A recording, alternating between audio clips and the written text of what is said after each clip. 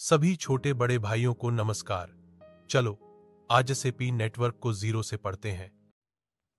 वर्तमान वित्तीय लेन then record बनाए रखने के लिए एक विश्वसनीय तीसरे पक्ष पर निर्भर करते हैं। बैंक लेन देन में बैंकिंग प्रणाली एक रिकॉर्ड रखती है और गारंटी देती है कि लेन देन सुरक्षित है।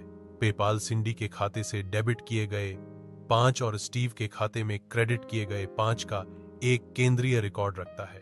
बैंक, पेपाल और वर्तमान आर्थिक प्रणाली के अन्य सदस्य दुनिया के वित्तीय लेन देन को विनियमित करते हैं। वर्तमान आर्थिक प्रणाली के सदस्य दुनिया के वित्तीय लेन देन को विनियमित करने में महत्वपूर्ण भूमिका निभाते हैं। विश्वसनीय मध्यस्थ धन सृजन में अरबों डॉलर जमा करते हैं, लेकिन अपने ग्राहकों को कुछ भी नहीं देते हैं। बैंक और कंपनियां लेन देन की सुविधा के लिए भारी शुल्क लेती हैं, जिससे कम आय वाले लोग असमान रूप से प्रभावित होते हैं। यदि कोई विश्वसनीय मध्यस्थ यह तय करता है कि आपको अपना पैसा स्थानांतरित करने में सक्षम नहीं होना चाहिए, तो वह आपके पैसे की आवाजाही पर प्रतिबंध लगा सकता है। विश्वसनीय मध्यस्थों की भूमिका की कुछ सीमाएं हैं जो जमीनी स्तर पर आम लोगों को प्रभावित करती हैं। बिटकॉइन 2009 में सातोशी नाकामोतो द्वारा लॉन्च किया गया एक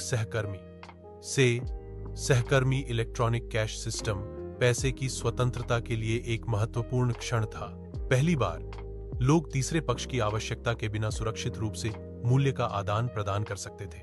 बिटकॉइन से भुगतान करने का मतलब था कि स्टीव और सिंडी जैसे लोग संस्थागत शुल्क को दरकिनार करते हुए एक दूसरे को सीधे भुगतान कर सकते थे। बिटकॉइन वास्तव में सीमाओं के बिना एक मुद्रा थी जो एक नई वैश्विक अर्थव्यवस्था को सशक्त और जोड़ रही थी। पाई का मिशन एक क्रिप्टो करेंसी और स्मार्ट अनुबंध प्लेटफॉर्म का निर्माण करना है जो आम लोगों द्वारा सुरक्षित और संचालित हो। पारंपरिक वित्तीय मध्यस्थ जैसे बैंक मूल्य निर्माण से अरबों डॉलर जमा करते हैं, लेकिन वे अपने ग्राहकों को बहुत कम देते हैं। बैंक लेन देन की सुविधा के लिए उच्च शुल्क लेते हैं, जो कम आय वाले लोगों को असमान रूप से प्रभावित करता है। ये मध्यस्थ धन की आवाजाही पर प्रतिबंध लगा सकते हैं, जिससे सेंसरशिप और अनधिकृत पहुंच हो सकती है। बिटकॉइन, जिसे 2009 में सातोशी नाकामोतो द्वारा लॉन्च किया गया, एक peer to peer electronic cash system है। यह तीसरे पक्ष या विश्वसनीय मध्यस्थ की आवश्यकता के बिना सुरक्षित मूल्य विनिमय की अनुमति देता है। बिटकॉइन संस्थागत शुल्क, बाधाओं और घुसपैठ को दरकिनार करते हुए व्यक्तियों को सीधे एक दूसरे को भुगतान करने में सक्षम बनाता है। बिटकॉइन एक वितरित लेजर का उपयोग करके ऐतिहासिक उपलब्धि हासिल करता है। ब्लॉकचेन तकनीक समुदाय द्वारा रिकॉर्ड बनाए रखने पर भी सत्य लेन देन पर सहमति प्राप्त करने में सक्षम बनाती है। क्रिप्टो करेंसी को सार्वजनिक रूप से सुलह पते द्वारा पहचाने गए क्रिप्टोग्राफिक वॉलेट में रखा जाता है और एक बहुत मजबूत निजी तौर पर रखे गए पासवर्ड द्वारा सुरक्षित किया जाता है। क्रिप्टो करेंसी को सार्वजनिक रूप से सुलभ पते से पहचाने जाने वाले क्रिप्टोग्राफिक वॉलेट में रखा जाता है। यह एक मजबूत निजी पासवर्ड, जिसे निजी कुंजी कहा जाता है, द्वारा सुरक्षित है। यह निजी कुंजी क्रिप्टोग्राफिक रूप से लेन देन पर हस्ताक्षर करती है और धोखाधड़ी वाले हस्ताक्षर बनाना लगभग असंभव है, जो सुरक्षा और अनसीजेबिलिटी प्रदान करती है। बिटकॉइन ने माइनिंग नामक एक नई प्रक्रिया पेश की, जो यह निर्धारित करती है कि साझा लेनदेन रिकॉर्ड में अपडेट करने के लिए किसे विश्वसनीय माना जाता है। माइनिंग प्रक्रिया में वैलिडेटर्स को जटिल कंप्यूटेशनल पहेलियों की एक श्रृंखला को हल करना होगा। इन पहेलियों को हल करने की प्रक्रिया यह सुनिश्चित करती है कि केवल सत्यापित लेन देन ही ब्लॉकचेन में जोड़े जाएं। प्रूफ ऑफ वर्क तंत्र में वैलिडेटर जो पहेली को पहले हल करता है, उसे पुरस्कृत किया जाता है। यह प्रक्रिया सुरक्षित है, लेकिन इसके लिए भारी कंप्यूटिंग शक्ति और ऊर्जा खपत की आवश्यकता होती है। वैलिडेटर्स के लिए बिटकॉइन रिकॉर्ड में ईमानदार लेनदेन पोस्ट करना हमेशा उनके स्वार्थ में होता है। बिटकॉइन के शुरुआती दिनों में कोई भी व्यक्ति अपने निजी कंप्यूटर पर बिटकॉइन माइनिंग सॉफ्टवेयर चलाकर आसानी से 50 BTC कमा सकता था। शुरुआती दौर में कुछ ही लोग लेन देन को मान्य करने और पहले ब्लॉक को माइन करने के लिए काम कर रहे थे। जैसे जैसे मुद्रा लोकप्रिय होने लगी, चालाक खनिकों ने महसूस किया कि यदि उनके पास माइनिंग के लिए काम करने वाले एक से अधिक कंप्यूटर हैं तो वे अधिक कमा सकते हैं। बिटकॉइन के मूल्य में वृद्धि के साथ खनन के लिए समर्पित संपूर्ण कंपनियां उभरी। इन कंपनियों ने विशेष चिप्स ASICs विकसित किए और बिटकॉइन माइन करने के लिए इन ASIC चिप्स का उपयोग करके सर्वरों के विशाल फार्म बनाए। इन विशाल खनन निगमों के उदय ने बिटकॉइन गोल्ड रश को जन्म दिया, जिससे आम लोगों के लिए नेटवर्क में योगदान करना और पुरस्कृत होना बहुत मुश्किल हो गया।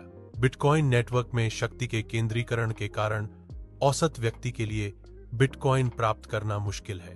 बिटकॉइन प्राप्त करने का एक तरीका स्वयं खनन करना है, जिसमें भारी ऊर्जा खपत और बड़े सर्वर फार्मों के साथ प्रतिस्पर्धा करना शामिल है। एक्सचेंज पर बिटकॉइन खरीदना एक और विकल्प है, लेकिन इसमें कीमत की अस्थिरता के कारण पर्याप्त जोखिम होता है।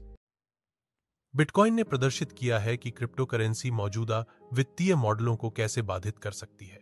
यह लोगों को किसी तीसरे पक्ष की आवश्यकता के बिना लेन देन करने की क्षमता प्रदान करता है। स्वतंत्रता, लचीलापन और गोपनीयता में वृद्धि डिजिटल मुद्राओं की ओर एक नए मानदंड के रूप में अपरिहार्य मार्च को जारी रखती है। क्रिप्टो करेंसी में प्रवेश करने में लोगों की हिचकिचाहट के कारणों को समझने के लिए पाई की कोर टीम ने शोध किया। निवेश खनन के जोखिम को लोगों ने प्रवेश के लिए एक प्रमुख बाधा के रूप में बताया। पाई नेटवर्क मोबाइल फोन पर माइनिंग को सक्षम करके इस समस्या का समाधान करता है। तार्किक सहमति प्रोटोकॉल SCP वितरित खाता में लेन देन रिकॉर्ड करने के लिए एक आशाजनक एल्गोरिदम है। SCP उपयोगकर्ता के अनुकूल और मोबाइल प्रथम खनन को सक्षम बनाता है, जो इसे वर्तमान सहमति एल्गोरिदम से अलग करता है।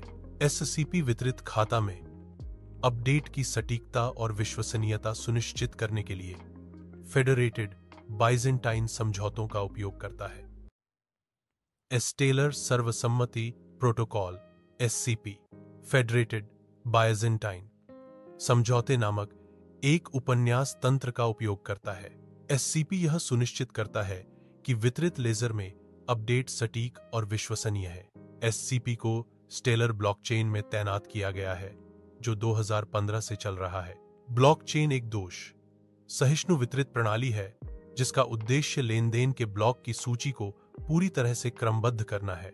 सर्वसम्मति एल्गोरिदम में कुछ नोड अगले ब्लॉक का उत्पादन करने के लिए एक नेता के रूप में चुने जाते हैं। अन्य सर्वसम्मति एल्गोरिदम में कोई स्पष्ट नेता नहीं होता है, लेकिन सभी नोड वोट का आदान प्रदान करके अगले ब्लॉक के बारे में सर्वसम्मति पर आते हैं। बिटकॉइन पहले प्रकार के सर्वसम्मति एल्गोरिदम का उपयोग करता है, जिसमें सभी नोड एक क्रिप्टोग्राफिक पहेली को हल करने के लिए प्रतिस्पर्धा करते हैं।